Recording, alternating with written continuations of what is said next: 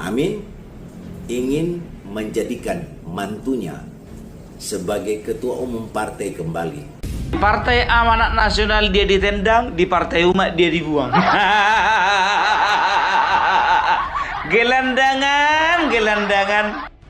Pak Amin Rais itu adalah seorang yang bisa menghancurkan, tetapi gak bisa ngebangun.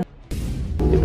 Bahkan yang dikutuk sama Gus Dur itu, preman-preman itu akan jadi gelandangan politik seumur hidupnya gitu. Nah, preman-preman yang dimaksud itu kan diantaranya adalah Pak Amin Rais. Karena konteksnya pada waktu itu preman-preman yang dimaksud Gus Dur itu adalah orang yang melengsarkan dirinya dari jabatan presiden secara inkonstitusional.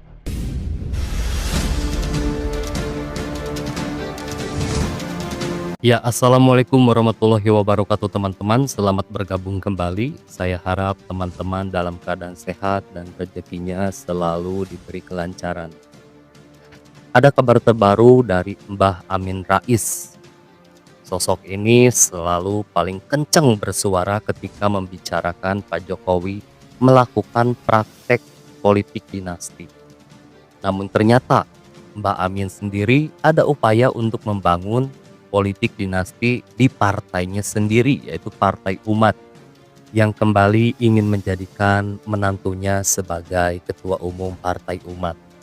Dan kelangsungan Partai Umat ini dipertaruhkan teman-teman karena mengalami konflik internal yang luar biasa, dan Mbak Amin juga digadang-gadang ada potensi dibuang dari Partai Umat, partai yang dia bangun sendiri. Ini mengingatkan kita kepada kejadian lalu ya, di mana beliau juga ditendang dari Partai Amanat Nasional atau PAN ya. Dan apabila ini terjadi, beliau sampai dibuang dari partai untuk kedua kalinya. Ini semakin mengingatkan kita kepada apa yang disampaikan oleh almarhum Gus Dur bahwa Amin Rais akan menjadi gelandangan politik seumur hidupnya. Nah, kali ini kita akan menyimak penjelasan dari Pak Agung Mozin. Beliau ini adalah orang partai yang menjelaskan adanya konflik internal dan pengajuan dari Mbak Amin ini untuk menjadikan menantunya sebagai ketua umum lagi itu mendapatkan penolakan dari orang-orang partai, teman-teman. Dan kita juga akan menyimak tanggapan dari Opung Parbelak yang menanggapi berita terbaru ini. Dan Opung Parbelak juga di sini membeberkan kepada kita apa sih penyebab Mbah Amin dulu dibuang dari Partai Amanat Nasional ya atau PAN. Dan ada juga video dari Guru Gembul yang menceritakan track record dari Mbah Amin Rais di era keruntuhan Orde Baru. Nah, seperti apa videonya? Mari kita simak. Partai Umat saat ini sedang mengalami konflik internal. Partai Umat sesungguhnya ada idealisme kita yang kita ingin hadirkan ketika kita membentuk Partai Umat. Partai Umat menjadi sebuah partai yang ingin mengisi kekosongan politik atau melakukan koreksi politik terhadap tata kelola partai-partai yang telah menjelma menjadi milik orang per orang atau milik keluarga tertentu, dan ini menjadi sumber kekuasaan keluarga tersebut dan juga menjadi sumber keuangan dari keluarga-keluarga tertentu. Partai Umat ingin mengkoreksi itu. Itulah yang kemudian narasi yang kita bangun dalam rangka mengkonsolidasi seluruh kekuatan dari seluruh wilayah di tanah air ini. Tapi apa yang terjadi hari ini, Partai Umat yang kita ingin jadikan sebagai partai alternatif akhirnya juga terjebak di dalam sebuah tradisi tata kelola partai yang sudah ada itu, yaitu partai yang dimiliki oleh keluarga-keluarga tertentu. Anggaran dasar, anggaran rumah tangga partai politik sebagai pedoman tata kelola partai itu diam-diam dirubah oleh oknum tertentu dalam rangka untuk mengambil kewenangan penuh berada di tangan satu orang. Pak Amin ingin menjadikan mantunya sebagai ketua umum partai kembali, dan ini mengalami penolakan dari seluruh wilayah tanah air. Mungkin ada 1-2 provinsi yang masih bersama dengan Pak Amin dan anak bantunya, tetapi sebagian besar mereka melakukan perlawanan, termasuk para pendiri partai. Memang ini cukup memprihatinkan. Tapi kalau kita mencoba untuk melihat sejarah mengapa Partai Umat ini lahir, tentu ada persoalan subjektivitas dari Pak Amin waktu itu. Mungkin kita semua tahu bahwa Partai Amanat Nasional yang didirikan oleh Pak Amin itu dalam perjalanannya mereka meng-kick out Pak Amin, sehingga Pak Amin menjadi seseorang yang tidak lagi berada di lingkaran partai politik. Kami beberapa orang kemudian mengambil inisiatif untuk memprakarsai membuat sebuah partai politik itu. Ada nama-nama di dalamnya, Putrajaya, kemudian ada Chandra, Tirtawijaya, dan ada beberapa nama lainnya yang terlalu banyak kalau saya sebutkan. Memang luka itu, katakanlah ketika Pak Amin tergusur dari Partai Amanat Nasional, memang mengakibatkan luka yang dalam. Pengalaman buruk ini tentu tidak ingin diulangi kembali oleh Pak Amin dan keluarganya.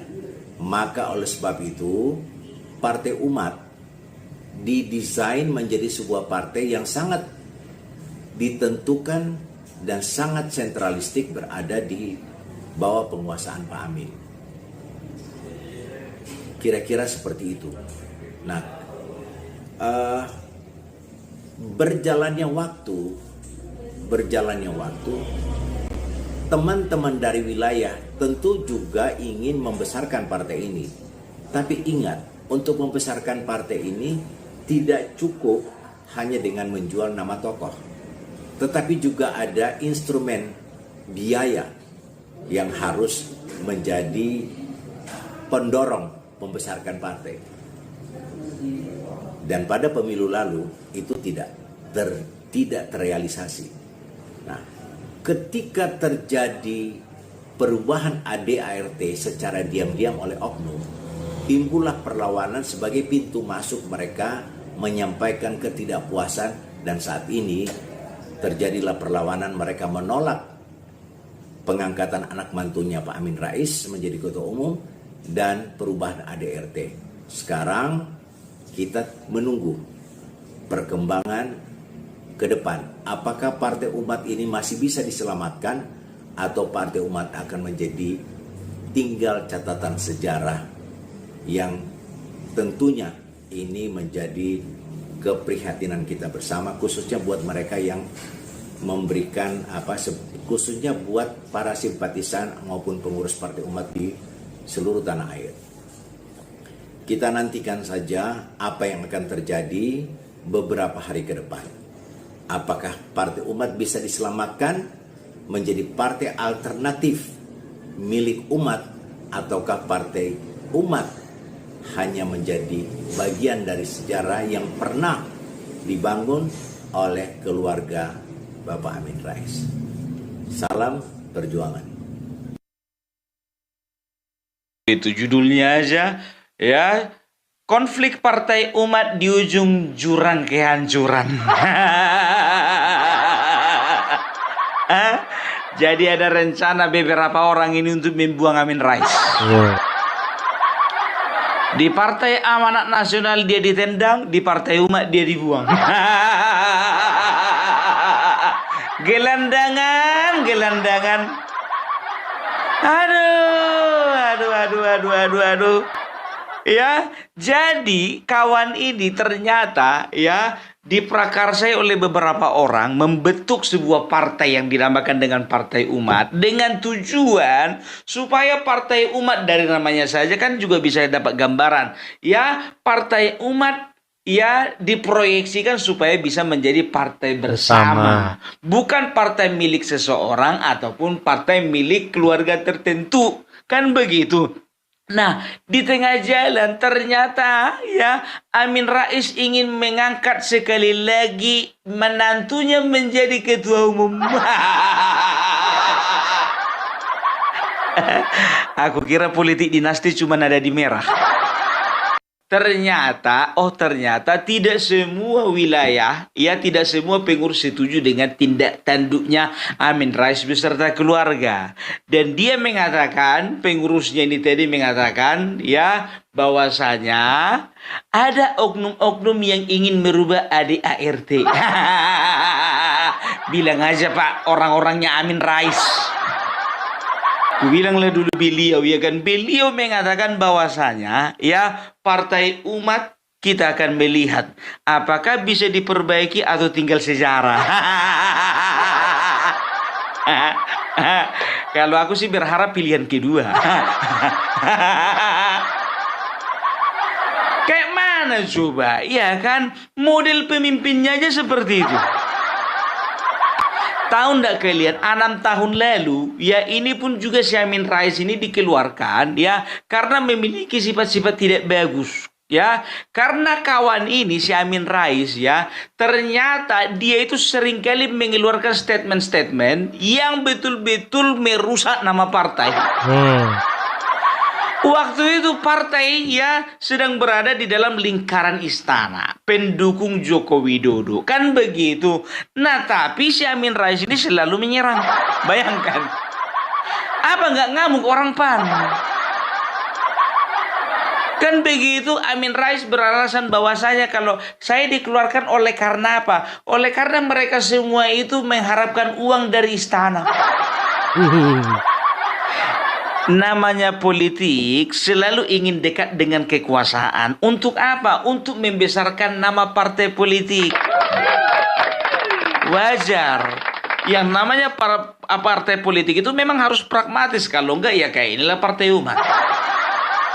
Enggak dapatan dana kan? Kalian mau tahu ya? Ini alasan lengkapnya kenapa yang namanya Amin Rais ditendang dari Partai PAN. Kita lihat, kalau aku bilang dataku lengkap.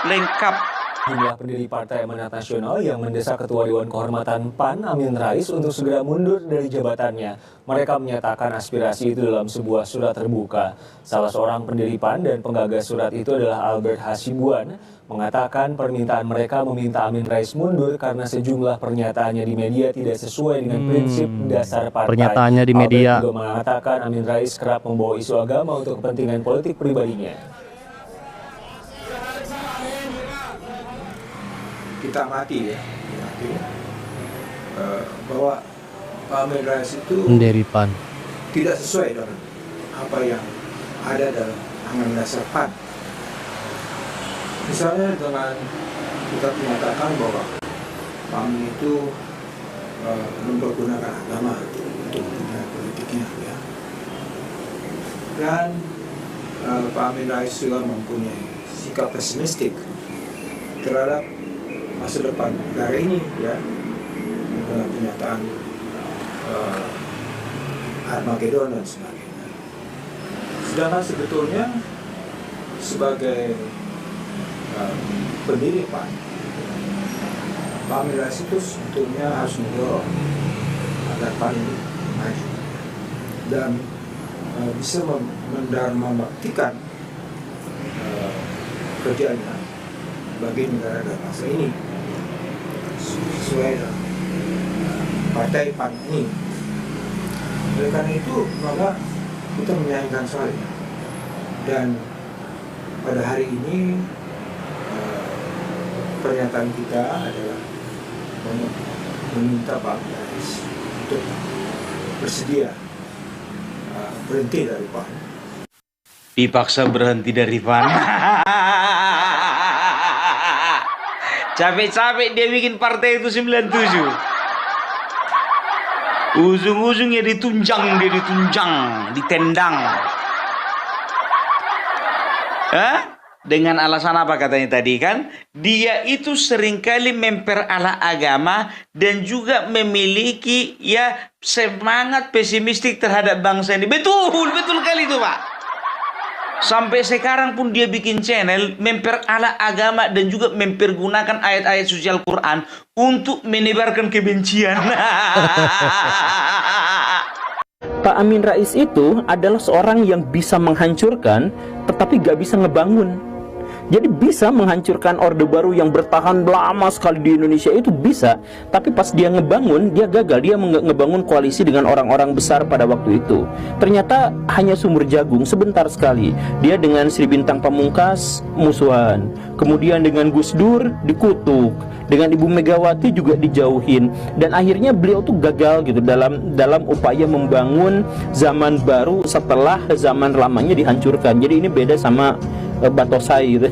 Kalau Batosai kan saya ingin membangun zaman baru bukan menghancurkan zaman lama gitu ya. Nah kalau Pak Amin Rais kebalik, saya berhasil menghancurkan zaman lama tapi nggak bisa ngebangun yang baru gitu. Jadi reformasi itu gagal. Bahkan ketika beliau mendirikan PAN, Partai Amanat Nasional, itu partai itu tuh hanya ada di posisi kelima dengan perolehan suara sekitar 7 jutaan. Jadi sedikit sekali. Kalau misalkan backgroundnya Pak Amin Rais itu adalah Muhammadiyah, kan seharusnya ada 28 juta orang yang nyoblos gitu. Tapi ini kan enggak gitu. Kenapa seperti itu? Ya beliau ternyata memang gagal untuk membangun sebuah koalisi besar gitu, gagal untuk bisa memanage kekuasaan yang sudah ada di depan mata untuk dikuasainya, dimilikinya gitu. Jadi bikin PAN, nyedot sama orang-orang fakir miskin untuk milih dia, gagal karena kalah sama PDIP yang jualan partai wong cilik. Kemudian nyari suara dari kaum muslimin, kepepet sama PKB, karena kalau misalkan PKB dan sebagainya kan bisa mengeksploitasi kiai untuk bisa menyedot suara-suara dari rakyat gitu ya. Nah kalau dari Muhammadiyah kan nggak bisa yang kayak gitu. Kemudian dari kalangan non muslim udah jelas nggak akan milih Amin Rais gitu ya. Jadi sebenarnya Amin Rais pada waktu itu gagal juga, dan iya akhirnya pada akhir-akhir masa itu Amin Rais justru malah menjadi musuh bersama yang digunjingkan banyak tokoh-tokoh nasional pada waktu itu gitu. Bahkan yang dikutuk sama Gus Dur itu, preman-preman itu akan jadi gelandangan politik seumur hidupnya gitu. Nah preman-preman yang dimaksud itu kan diantaranya adalah Pak Amin Rais, karena konteksnya pada waktu itu preman-preman yang dimaksud Gus Dur itu adalah orang yang melengsarkan dirinya dari jabatan presiden secara inkonstitusional gitu. Nah itu kan di gembong teratasnya itu ada Amin Rais gitu, maka tuduhan itu kayaknya memang buat dia.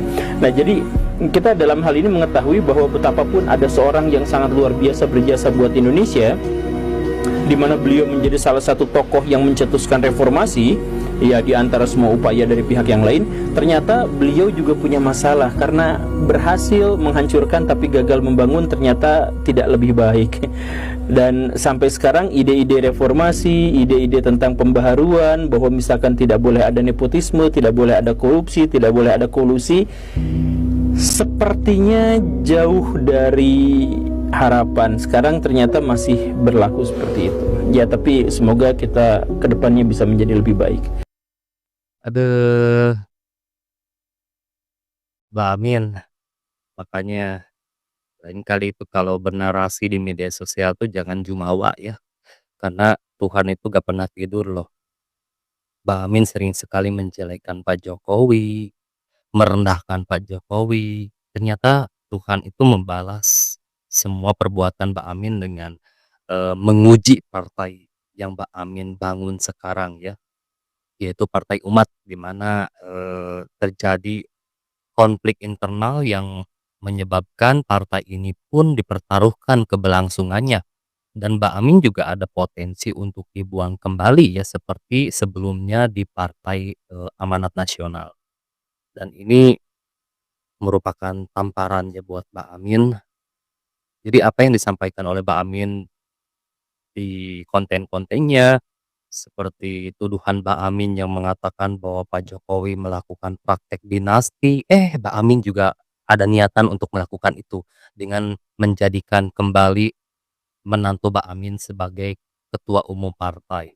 Karena kan sebelumnya menantunya ini memang ketua umum partai dan Mbak Amin ingin mengangkatnya kembali gitu untuk kesekian kalinya. Nah, teman-teman, itulah berita terupdate kali ini.